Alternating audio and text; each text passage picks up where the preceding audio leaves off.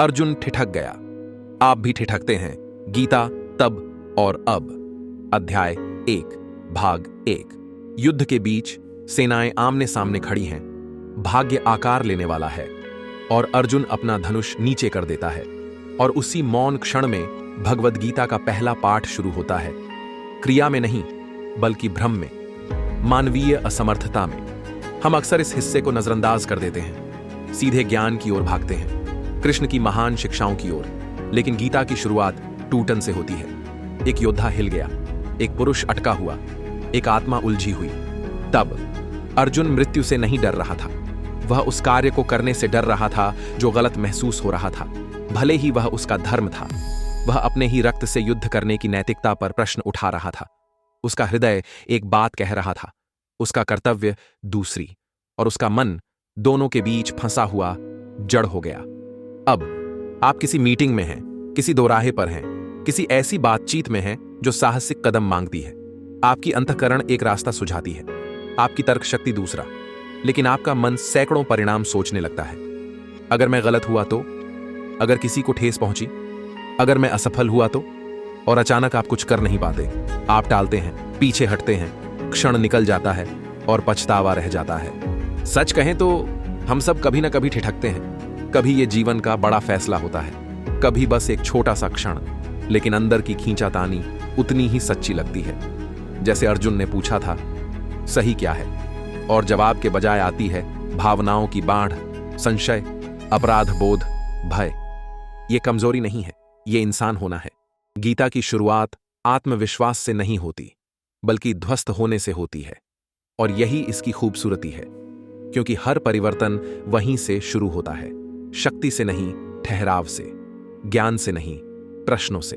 और कृष्ण को देखिए, वे अर्जुन का उपहास नहीं उड़ाते, वे उस पर चिल्लाते नहीं, मजबूत बनो। वे नहीं कहते, बढ़ो आगे। वे चुपचाप सुनते हैं, धैर्य से। अर्जुन के भ्रम के लिए एक जगह बनाते हैं और फिर मार्गदर्शन शुरू होता है।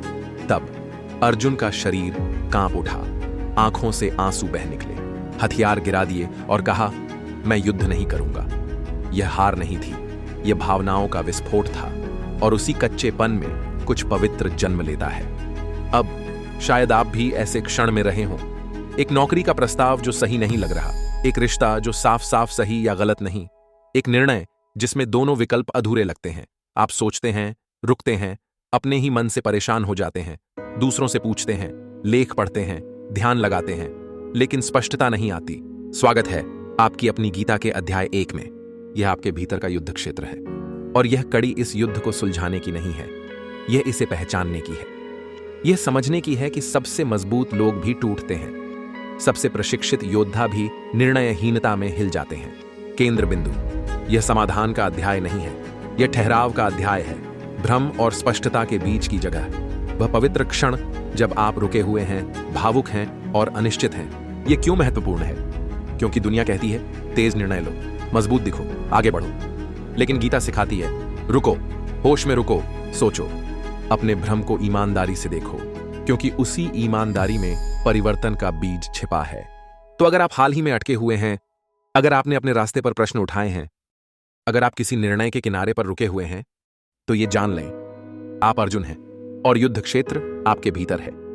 उत्तर दौड़ने से नहीं आता, उत्तर आता है पहले अपने हृदय को सुनने से, फिर किसी ऊंची शक्ति को।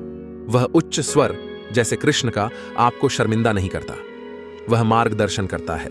और वह तब आता है जब आप अभिनय करना छोड़ते हैं और सच्चे हो जाते हैं। अगली बार जब आप हिचकिचाएं, खुद को दोष न दें, भीतर के युद्ध क्षेत्र को देखें, उस अर्जुन क्षण को पहचानें और अपने भीतरी कृष्ण की सुनने के लिए तैयार हो जाएं। क्योंकि जब मन ठिठकता है, आत्मा बोलना चाहती है।